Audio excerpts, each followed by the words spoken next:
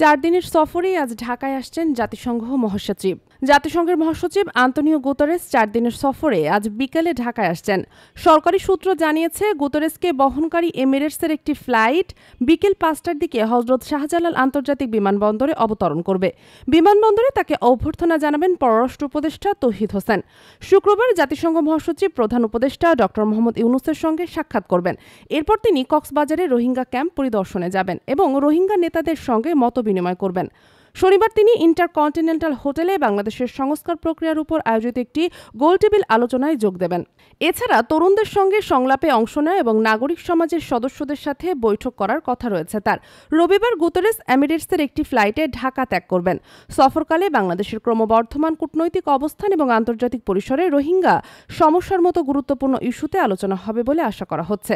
সম্প্রতি ইউনূসকে লেখা এক চিঠিতে গুতেরেসে আশা প্রকাশ করেন যে মিয়ানমারের রোহিঙ্গা, মুসলিম ও অন্যান্য সংখ্যালঘুদের বিষয়ে আসন্ন উচ্চ পর্যায়ের সম্মেলনে বৈশ্বিক মনোযোগ আকর্ষণ করবে এবং তাদের সংকটের টেকসই সমাধানে ভূমিকা রাখবে।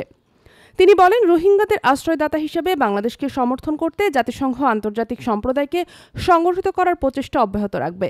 এছাড়া রাখাইনের বিভিন্ন সম্প্রদায়ের জন্য মানবিক সহায়তা ও জীবিকা নির্বাহের সুযোগ বৃদ্ধিতে জাতিসংঘ কিভাবে সহায়তা করতে পারে সে বিষয়ে নির্দেশনা দিতে তার ঊর্ধ্বতন কর্মকর্তাদের অনুরোধ করেছেন গুতেরেস। দেশ জগৎ ডেস্ক নিউজ।